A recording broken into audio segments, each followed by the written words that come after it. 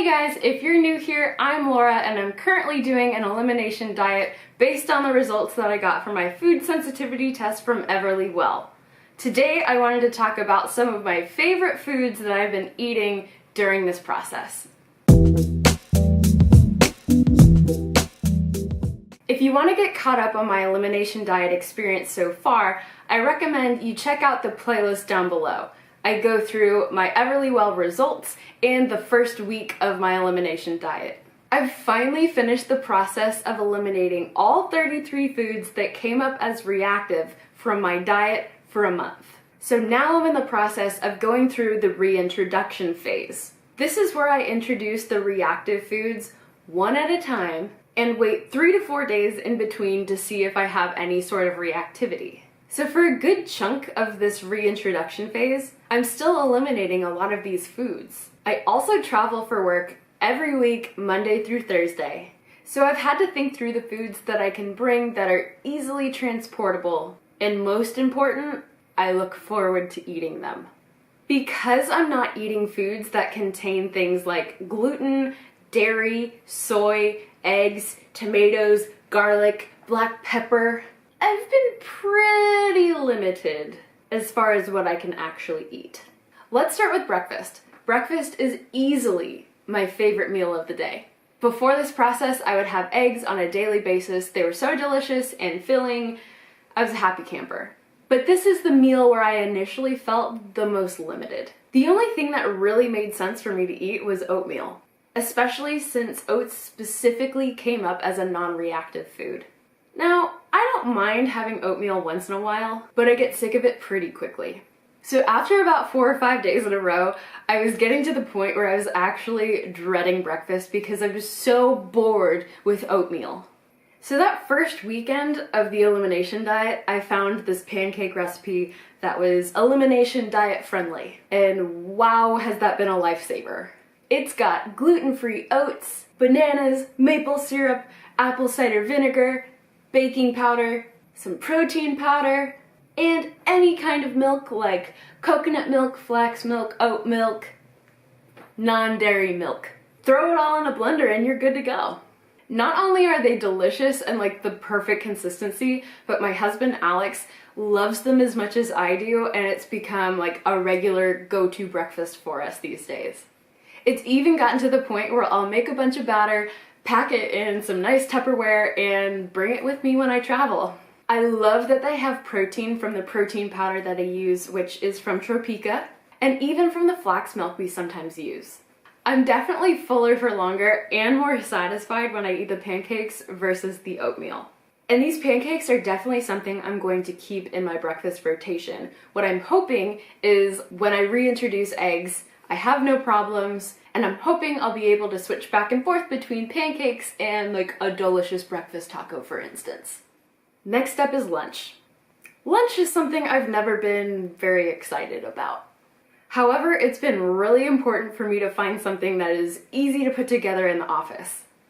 One of the good things about the elimination diet is that I'm hungry at more regular intervals than I had been in the past. So I've wanted to find foods or meals that are going to hold me over until the next meal. I haven't been much of a meat eater over the last 2 years, but I've been listening to my body and it's felt right to incorporate more meat during this process. Ground turkey has been the champion meat for my lunches during this process. And it's been super easy to transport from Houston to Austin every week. I add spices and flavors that I can have, and I'll usually pair it with either rice that's seasoned by za'atar, really good by the way, or just regular spaghetti squash. And let's not forget the spinach. I'll literally have a box of spinach right next to me when I'm eating my lunch in the office. And I'll just take forkfuls of spinach alongside my turkey and my rice, or my spaghetti squash. It's a really easy way to get my greens. There was one week where I brought ground beef instead of the turkey and thought it might be fun to make some gluten-free tacos. Honestly, I got so sick of the ground beef after a few days, and I actually found that the onions that we were cooking the beef with were causing me some digestive issues. And onions didn't even come up as reactive on my food sensitivity test. Next up, dinner, of course.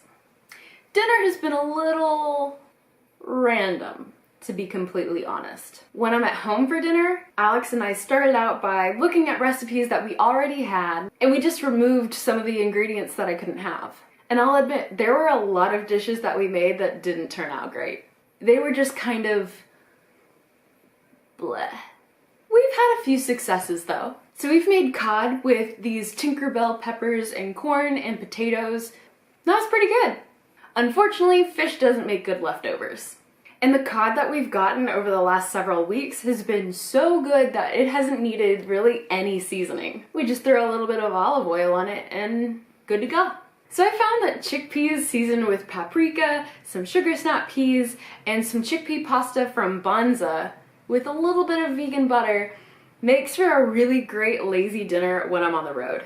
And I know, chickpea pasta with chickpeas is a little over the top, but I just don't really care. Okay, so snacks are something I get really excited about. And before the elimination diet, I took gluten for granted. But I am thankful that this experience has led me to find and crave healthier snack options. Really firm, crunchy grapes have always been one of my favorite snacks.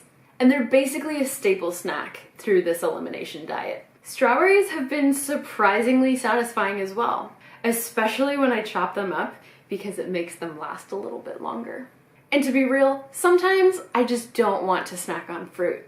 I want something a little bit salty and crunchy and delicious.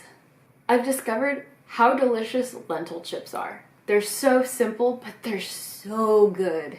And Alex has become a big fan of those as well. But probably my favorite snack during this entire elimination diet has been elimination diet friendly guac and some plantain chips. And I'm not gonna lie, I've had this for dinner on more than one occasion, and I have no regrets. So to make the guac, I use 1 avocado, a lime, some red pepper chili flakes, and a little bit of salt. And you know what?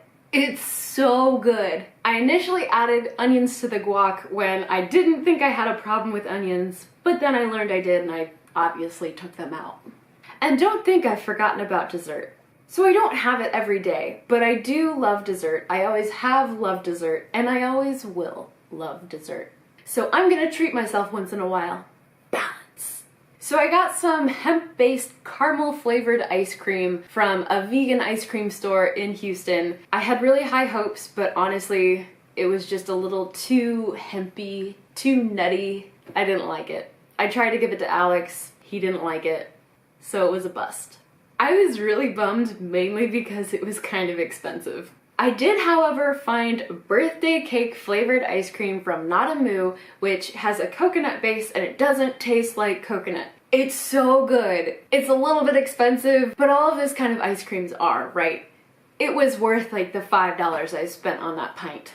And I have found some elimination diet friendly cookies at the store. So one is a soft cookie and one is more of a crunchy one. And I've also been making some of my banana muffins that I've made in a past video with some Tropica protein powder, and that's been really, really good. It's just the right amount of sweetness and it's a little filling. And those have served as a snack or a dessert. I just enjoy eating them. So I've clearly got my bases covered. So there you have it. In general, these are the foods that I've been eating throughout my elimination diet.